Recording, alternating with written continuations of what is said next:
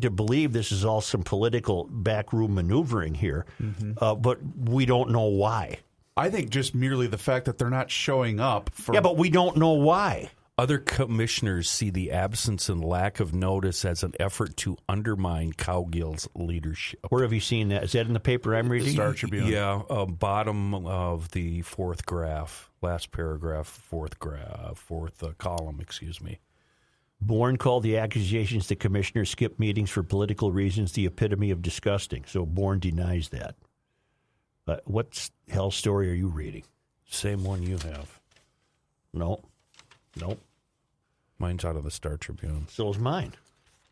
You get an earlier version? Maybe My point being, if these goofballs, these adult children, are playing games because a certain number of them are in opposition to this cowherd or Cowgill or whatever the hell his name is, why are they in opposition? I don't know why they're behaving this way. It seems like the whole thing, there's just spiraling I'm going to help you. I'm going to help you. When you serve on a park board, it's a part-time job. They make about $13,000 a year. I get all that. But I know people that have served. You know exactly. No, I just looked it up. Oh. When you get your calendar for 2020, you know exactly when the meetings are. Right. So when I'm on vacation, that's a BS excuse. You know when all these meetings are supposed to be taking place. It was a long-planned vacation. Long-planned. And one of them was on some medicine because he or she just had surgery. Yeah. Whatever. I don't care. But this is the same group that's proposing screwing up Minnehaha Parkway. Exactly. It's the same group that renamed Calhoun. And they're fighting amongst themselves, and now they're not getting anything done. And now the boy mayor is actually upset with them. I guess as a taxpayer in Minneapolis, what I would be curious about is why are you conducting these games? What is at stake here? For what purpose? Well, for what purpose are you behaving childishly? But doesn't this fall right under your being important rather than useful? Well, of course it does. But I don't know why. All I want is some clarity. Yeah. I want somebody to tell me that there are certain half the park board disagrees with the selection of Cowgill as the president. Okay, why? What? We don't get that. All I wanted was some outrage. That's right. Well, you're getting it. You're getting it. Kenny. Yeah. There's some stealing going on. In my neighborhood? Yeah, you're damn right there is. Cliff Geppert told Orlando Weekly that he has gotten all fired up last year after a barista booted police from a Starbucks in Arizona because the customer didn't feel safe because the cop was in there. Remember that? Yeah, I remember that. Well, he and a buddy named John Tatum are going to open a politically and socially conservative coffee shop, like the Krabby Coffee Shop, a place where customers can discuss their points of view and wear MAGA hats if they want without fear of reprisal. So do we need to get a hold of our lawyer soon? Yeah, it's called Conservative Grounds. That's a great name. Wow. The Conservative Grounds Coffee Shop was born, and it's opening this Saturday in Largo, Florida. I proposed, and I think we should be there. I don't know if you endorse this proposal, but I propose that we never, ever, under any circumstances, bring up politics, left, right, center, or whatever at the Krabby Coffee Shop. I don't want to hear it. I do not want to talk politics with anybody when I'm at work at the Krabby Coffee Shop. No, but if you want to talk about it in the Krabby Coffee Shop, you can. But I sure as hell, if I'm running a shift, I better not hear it. Okay, yes. I better not hear it or you're out. Yeah, whispered murmurs in the corner. Okay, Rook and I are going to go with just to visit. Look at where Largo is. We're just south Isn't it on the Keys? Just south of Clearwater. Yeah, we can handle Well, that. then it's not in the Keys. No, it's up higher. Well, there's a Key Largo. It's just just west of Tampa.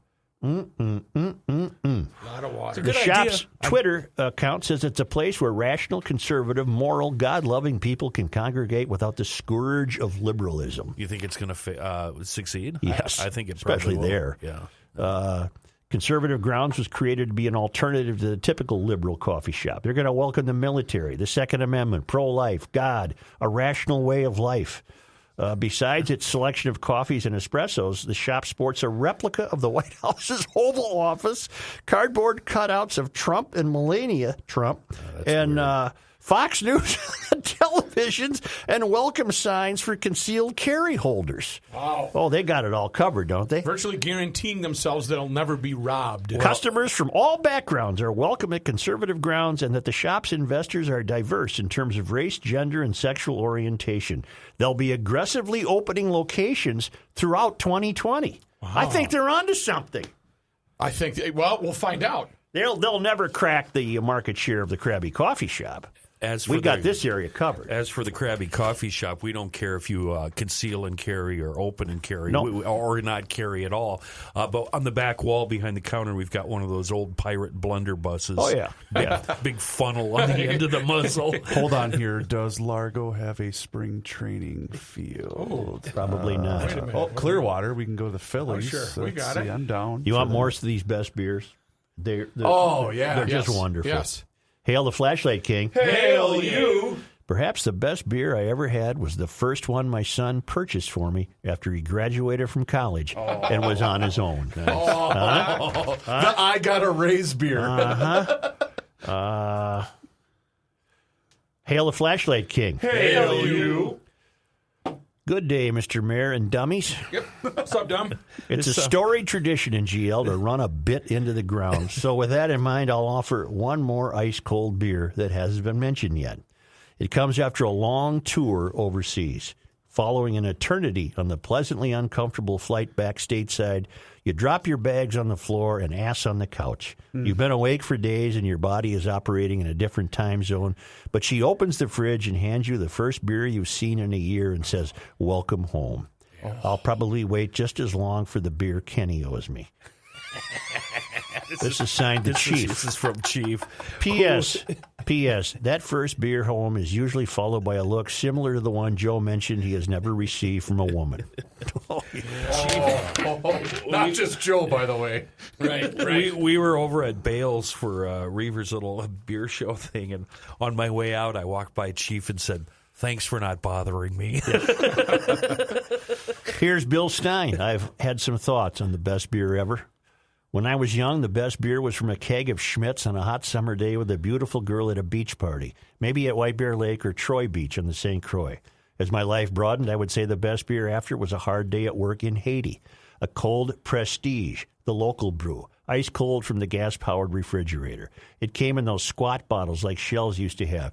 You had to hold the bottle up for a look to rule out the odd mouse, cockroach, or spider that may have accidentally been bottled too. Wow. In Haiti, they have occasional manifestation or roadblock protests. They would cut the road, as they say, because he always would go down there and do charitable dental work. Right.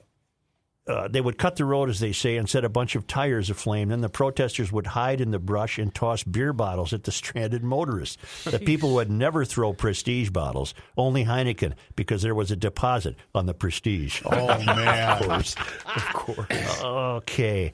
And then I have two letters, two emails of admonishment that I have to read. Okay. Also, Anna in Matamidi writes that Warren Strelo was the goalie coach of the 1980 Olympic team. I knew that. And so she contends that Matamidi has a vested interest in that club 40 years ago. Yeah. And she also notes that Warren was her high school, her social studies teacher at Matamidi. Yeah. She said, "I think I watched the game at the Dugout." She's referring to a saloon in Willarney. A saloon? Sloon? Did I go to Sloon? Hans writes, "Initially, I was not going to email, but I couldn't bleeping take it anymore. Regarding the validity of Stop Question Frisk, which is the actual name of the policy, the press just eliminated the question part. As far as I know, none of you witnessed the policy in action, so I can only assume that you don't know exactly how the policy was applied.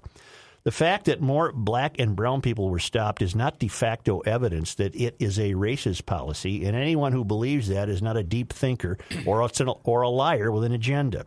As far as its effectiveness, Haidt read something stating it was essentially ineffective regarding certain types of crime. However, it is my understanding that after the policy was enacted, the murder rate of New York City dropped from over 2,000 per year to a low of around 350. Since statistically speaking, black and brown people are murdered at a considerably higher rate than white people, the policy would have saved a sizable number of their lives. It appears you guys have bought into a leftist trope."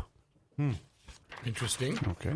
I did try to get that sentence on the show yesterday, and I think I was poo-pooed by height. I said, didn't the murder rate go down after the introduction of stop, question, and frisk?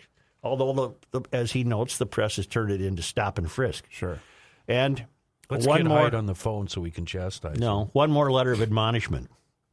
Joe, I fear you and the team have let your objectivity slip. Please don't let the fact that Amy is from Minnesota cloud your otherwise good judgment. I knew In this short, was coming. quit being a homer.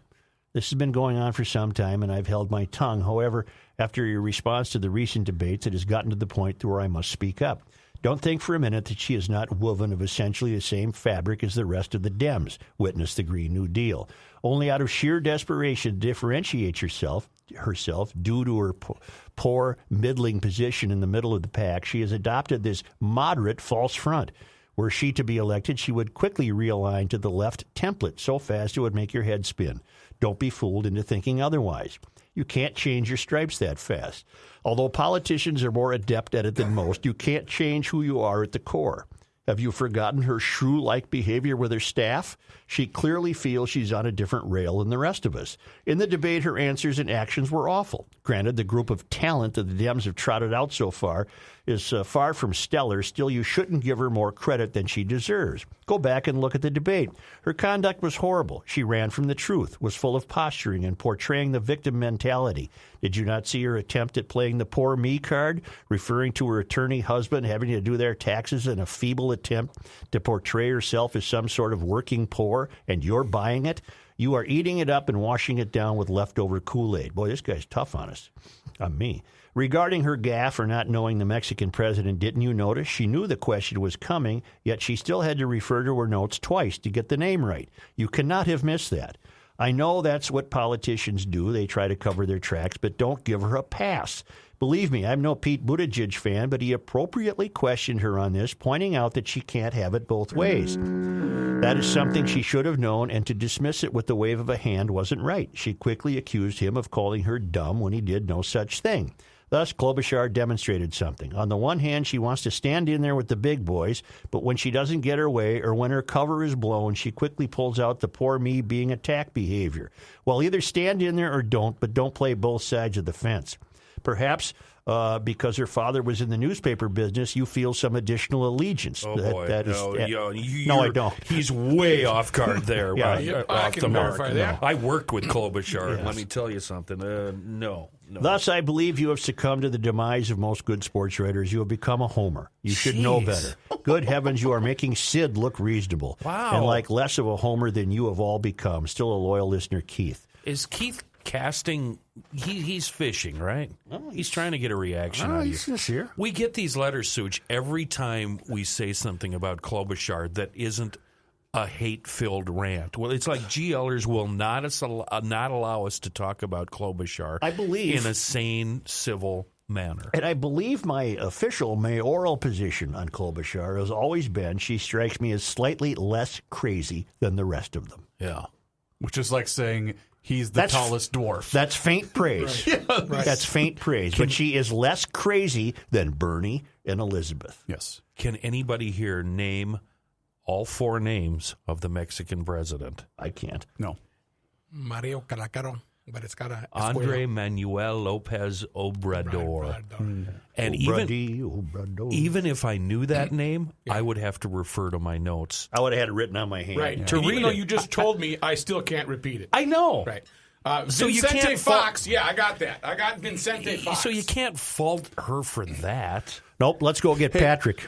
Really quick before Rookie tells us about Jack's Cafe. Yeah. I have one more best beer that I forgot to forward to you. Fine. It's from Rob M. Yep. Joe and Dummies. Sorry to break it to you, but the best beer ever is we just took down the Russians in the 1980 Olympics beer.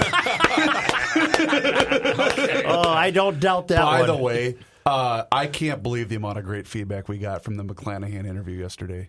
Well, he's Wow. You know what he is? He's one of the guys. He's one of the guys. He's one of the guys. He is one of the guys. I listened to it twice yesterday. I'm going to memorize it. You know who else is one of the guy? Billy Kozlak over at Jack's Cafe.